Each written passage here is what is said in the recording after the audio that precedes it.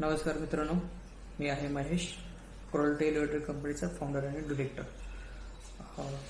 मी आज एक नवीन यूट्यूबवरती चॅनल चालू करतोय ज्याचं नाव आहे अनफिल्टर्ड एंटरप्रेन्योर. बेसिकली हा एक संवाद आहे ज्यामध्ये मी तुम्हाला माझे जे पर्सनल एक्सपिरियन्स आहे आणि माझे जे अनुभव आहेत ते मी तुमच्यासोबत शेअर करणार आहे.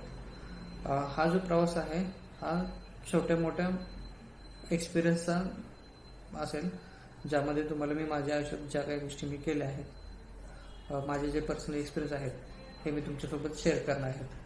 आणि तुम्हाला जर वाटत असेल तुम्हाला ह्या गोष्टी रिलेट होत आहेत, तुम्हाला ह्या गोष्टीतून काहीतरी फायदा होत असेल तर या चॅनलवरती कनेक्ट राहा. बेसिकली मी तुम्हाला या चॅनलच्या स्वरूपातून खूप काय मोठ्या थिअरी सांगणार नाही आहे किंवा खूप एक्सपेरिमेंटल गोष्टी सांगणार नाही आहे. यामधून तुम्हाला मी फक्त माझे जे पर्सनल एक्सपिरियन्स आहेत आणि माझा जो छोटासा प्रवास आहे हा तुमच्यासोबत शेअर करणार आहे. व्यवसाय सुरू करताना बेसिक 4-5 गोष्टी आहेत ज्या की तुम्हाला लक्षात ठेवायच्या आहेत. पहिली गोष्ट आहे सुरुवात जी आहे ते शून्यातून सुरुवात कशी करावी. दुसरी गोष्ट आहे एकदा तुम्ही सुरुवात केली तर सुरुवात केल्यानंतर छोट्या छोट्या गोष्टीसाठी जो तुम्हाला स्ट्रगल करायचा आहे किंवा त्यासाठी जो कॉन्फिडन्स डेव्हलप करायचा आहे तो तुम्ही कसा करायचा. तिसरी गोष्ट आहे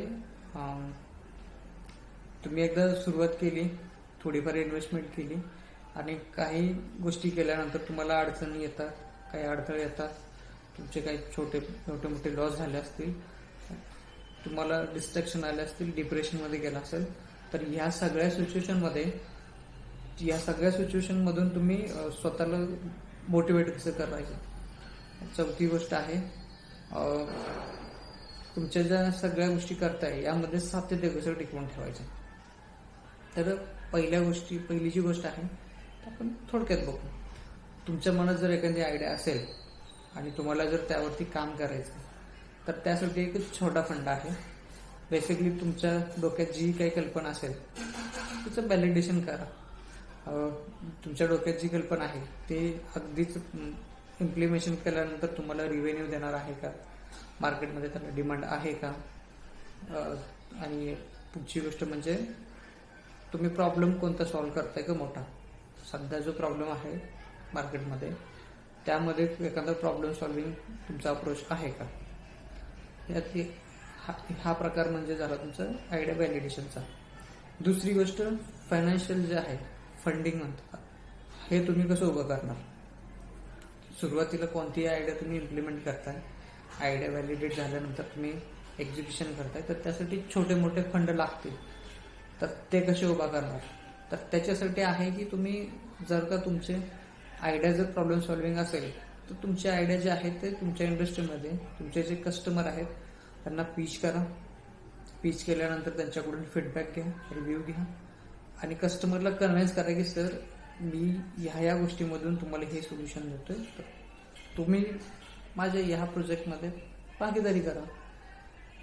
यामध्ये 2 बेनिफिट असतील की कस्टमरचा तुम्ही ट्रस्ट डेव्हलप करू शकता आणि दुसरी गोष्ट तुम्हाला जे इनिशियल फंडिंग लागणार आहे ते यामधूनच जनरेट होईल. तिसरी गोष्ट आहे तुम्ही आयडिया एक्झिक्युशन केली, स्मॉल फंडिंग अरेंजमेंट करून तुम्ही एक्झिक्युशन केलं आहे. यामधूनही समजा तुम्ही 1-2 कस्टमर ॲक्वायर केले आणि त्यामधून तुमचा जर का लॉस झाला, फिनान्शियल लॉस म्हणा किंवा कस्टमर तुमचे निगेटिव्ह होत आहेत, तर ह्या सगळ्या गोष्टींना तुम्ही कसं टॅकल करणार. तर स्वतःला तुम्ही धीर देणं खूप गरजेचं आहे. व्यावसायिक दृष्टिकोन असा आहे की तुम्ही जर व्यवसायात उतरले तर प्रत्येक स्टेपला तुम्हाला अडचणी येणार आहेत, प्रत्येक स्टेपला तुमचे प्रॉब्लेम वाढणार आहेत, कारण तुम्ही इतर लोकांपेक्षा काहीतरी वेगळं करताय. आणि वेगळं करताय याचा अर्थ इतरांपेक्षा जे काही प्रॉब्लेम आहेत ते तुमच्या जे हिश्श्यात येणार आहेत, तुमच्या वाटेला जो येणार आहे ते जास्त राहणार आहे. त्यामुळे तुमचा अप्रोच जो आहे, तुमचा जो माइंडसेट आहे तो अगदीच इतरांपेक्षा वेगळा असणं गरजेचं आहे आणि स्वतःला मोटिवेट करणार आहे. तर बेसिक सुरुवात आपण ह्या 4 गोष्टीपासून केली आहे. तुम्हाला जर वाटत असेल की तुमच्या जो सुरुवात आहे यामध्ये ह्या गोष्टी तुमच्या काही अंशी रिलेटेड होत असतील आणि तुम्ही कुठंतरी ह्या गोष्टी ह्या प्रवासात कनेक्टेड होत असेल, तर माझा जो चॅनल आहे यावरती जो माझा व्हिडिओ येत असेल त्याला लाईक करा, कमेंट करा, शेअर करा आणि अपडेट राहा. पुढचा जो पार्ट जो असेल त्यामध्ये आपण बेसिक 2-3 गोष्टी बघू दुसऱ्या एपिसोडमध्ये आणि त्याही तुम्हाला मी शेअर करेल तुमच्यासोबत.